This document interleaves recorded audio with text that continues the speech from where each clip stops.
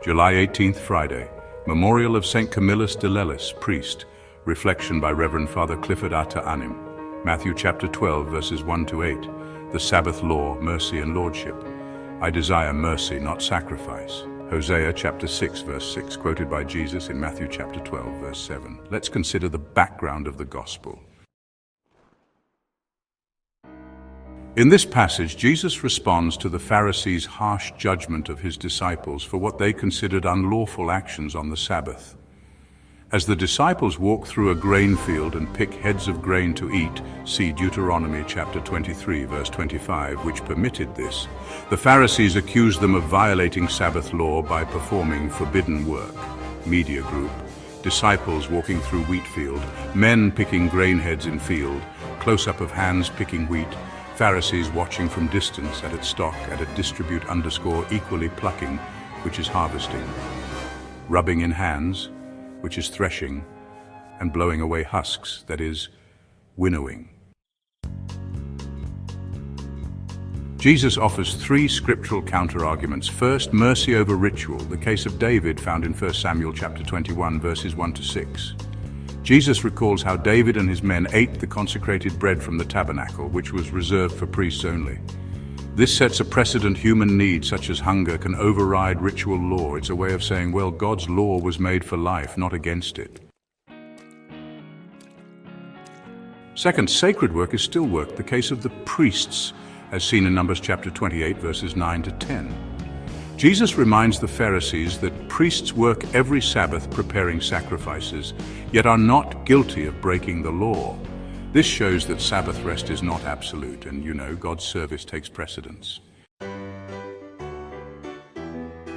At the heart of God's will, we hear these words, I desire mercy, not sacrifice, from Hosea chapter 6, verse 6. This, really strikes at the root of Jesus' critique. The Pharisees, they often prioritize external rituals over the true interior heart of God's law, mercy, justice, and love. The Sabbath was never meant to be a burden, but rather a gift and a channel for mercy.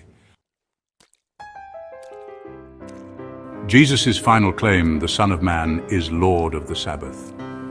By declaring this, Jesus makes a radical claim to divine authority. He is not just interpreting the law, but revealing its true purpose, because he is the Lord of the Sabbath. The Sabbath was created to serve humanity, not to enslave it, as we hear in Mark chapter 2, verses 27 and 28. Life messages and practical application. First, Sunday is a gift, not a burden.